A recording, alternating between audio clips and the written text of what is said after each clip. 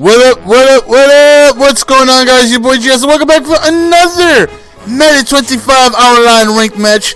Today we have the Bills going up against the 49ers. And if you guys saw my last video, I got slapped around a little bit with the Browns going up against the Bengals. Tough loss. So we went, right into our next game, and hopefully we can have a different outcome. Hopefully I can actually stop my opponent one time this game. So, Bills are a very fun team to use.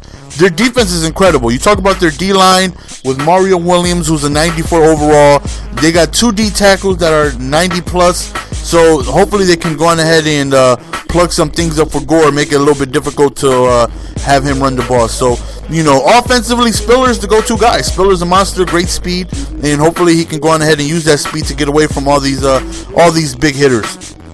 You also have 2 very fast receivers in Graham and Goodwin, 96 and 98. So speed all over the place. And you also got Jackson, who's a great spellback. So, offense is on point. EJ Manuel isn't the most accurate quarterback in the world, but, he gets the job done.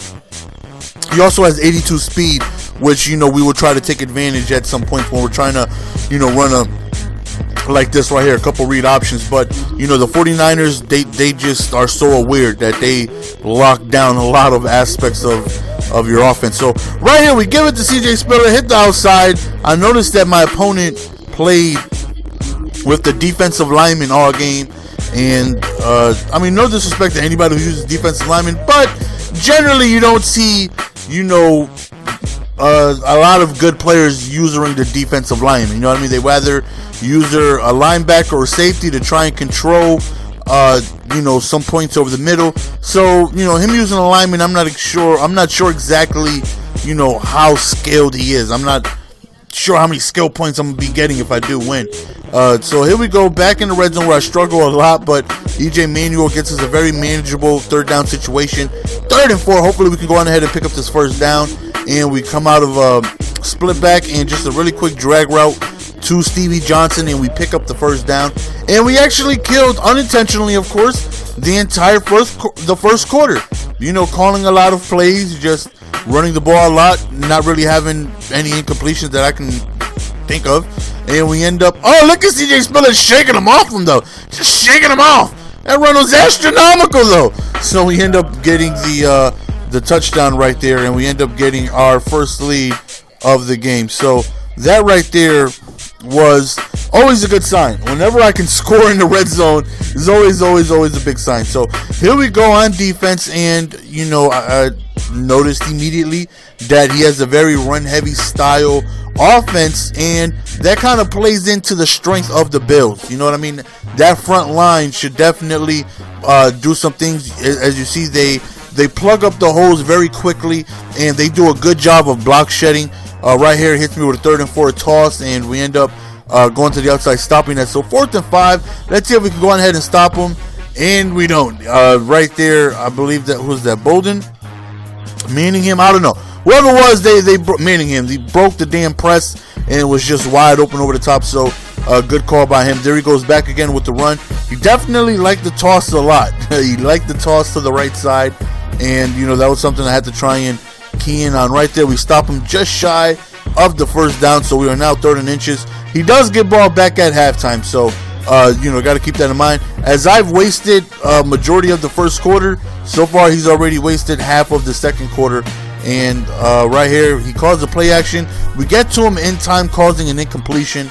And if we could hold him to a field goal here, that would be absolutely great, because as I said, he gets the ball at halftime, so you got to keep that in mind. But he does a nice corner route to Vernon Davis, and he scores a touchdown. So because he gets ball at halftime, I got to make sure I take my time with this possession. Hopefully I can make this the last possession of the half. Even if I kick a field goal or whatever, try my best to make sure he doesn't get the ball back, and hopefully we put it into a scoring effort. So 7-7 right here. We end up going to CJ Spiller, and again, I don't like going over the middle. Don't like going over the middle against these Niners. So you gotta be careful with that. Right there, he played that very well. He used that, and I wasn't expecting him. He did a very good job of using that triple option very well. Right here we go to CJ Spiller. Put that speed into you, son. Hit the outside, and we get a great game. We're getting closer to field goal territory right here. We try a toss that got completely shut down. So, we're letting the time drip down. We go to a QB wrap, but again, he used that very well. He's doing a good job at usering. So, I do give him that. A couple of good user plays that he made. 4th and 13, we decided to go for it. Big Balls Award, Big Brass Balls Award, and not only do we drop a wide open out route, it gets intercepted. I mean, like that even matters, but we drop a blatant wide open pass, and I'm like, you gotta be kidding me. He was completely wide open. He just dropped it. Ugh, frustrating. 2nd and 3, he goes deep up top, and I'm sorry, son, but no of you. Give me the baby. First turnover of the game. That right there was big because it nullified him from scoring. So we have enough time. We'll just run one play. We come out of Panther heavy with the QB wrap. And look at me. Whoop, excuse me, son. I got a touchdown score. Pick up that block. Good job. He could go the way. And how frustrating is that? Giving up a QB run all the way to the end zone right before halftime. That right there was awesome. Wasn't expecting it. We'll figure we'll just do a one-run play. We'll bring it into the half. And we actually take the lead. So that right there was such an incredible, monumentous play that definitely got the, our morale up. Because, with us being tied and him having ball, he had a potential to take the lead. So us taking the lead from him and going into halftime was big. Because now, even if he scores, all he would do is tie. So right here, one of the few times he passed, we dropped the user interception right there. So on 3rd and 8, we're looking for just one stop. I definitely feel confident moving the ball offensively. So, he ran the ball a lot. Look at that pass right there on 4th down. He is killing me on 4th down. He ran the ball almost too much at times. You know what I mean? Which I will get to in a second. So, again, he's running the ball right here. Doing a good job. He's not really getting crazy big runs, but, he's getting good chunks. He's getting a good 4 yards here, 7 yards here, 2 yards, 3 yards here.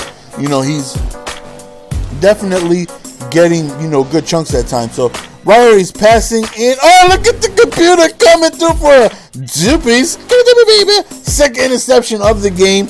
That right there was a huge play because, again, we end up stopping him.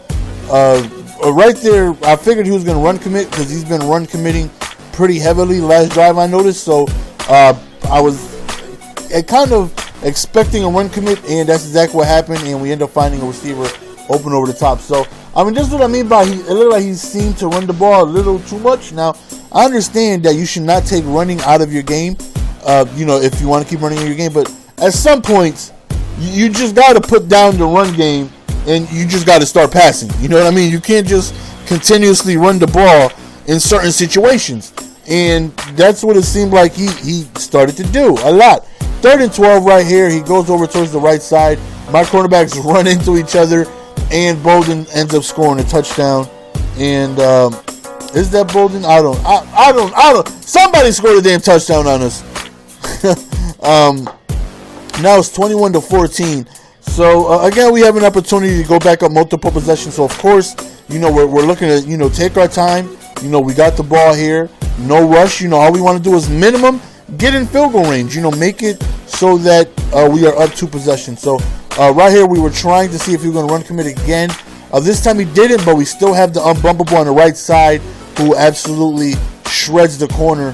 Rodgers, and we end up getting the good gain right there. So we're looking, the tight end is open. We end up going to Chandler. Now we're within the 10-yard line, which I do struggle a lot. So scoring right here would be big, a touchdown that is. And we end up going to a quick drag route to Stevie J, and we end up regaining our 14-point lead. So where's that kicker hit? That kicker hit comes around here somewhere. Is this it right here? No. I think it's next kickoff. We're actually laid his ass out, and I injured him too. So here he goes again, running the ball. Now again, I understand. I've been down 14 before, and you want to run the ball. You want to be effective. You don't want to take the run game out of your offensive game plan. Understandable. But as I said, at some points, man, you just got to start passing the ball to try and come back. So right here, he kind of bumps into his own lineman. He falls, and look at the territory we start off the possession with we're already close to the end zone. I mean, you could sniff it from here. So we end up going to Stevie J over the middle, and again, really great territory. Diving effort right there by Woods puts us within the 5-yard line. We bring it down to the fourth quarter, and if we score here, we'll go up 3 possessions. And we're just looking for a field goal. We just tried a QB draw and went nowhere, but we're very happy with our field goal that we will take here. And we are up 31-14.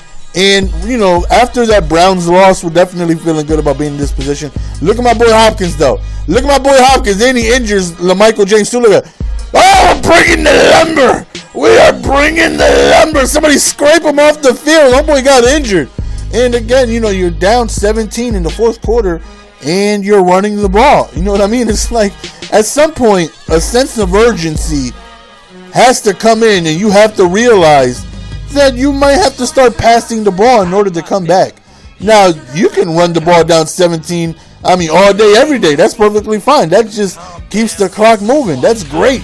You know what I mean? So, I was a little, weirded out by his offense. You know what I mean? Because obviously, I'm not expecting somebody to continuously run the ball down 17. And that's just what he's doing. And I wouldn't say weirded out, but unexpected is the word I'm looking for. Completely unexpected. I'm not expecting that. So right there, we send the blitz from the left. We end up getting a sack. Then we send the blitz from the right. We get a sack. He knows huddles, and that blitz again from the right comes screaming through, and we end up getting a sack, and that's where he ends up sending a concede. So that's the end of the game, guys. Hope you guys enjoyed. As always, it's your boy GS, and we are signing out. Peace. Give it to me, baby.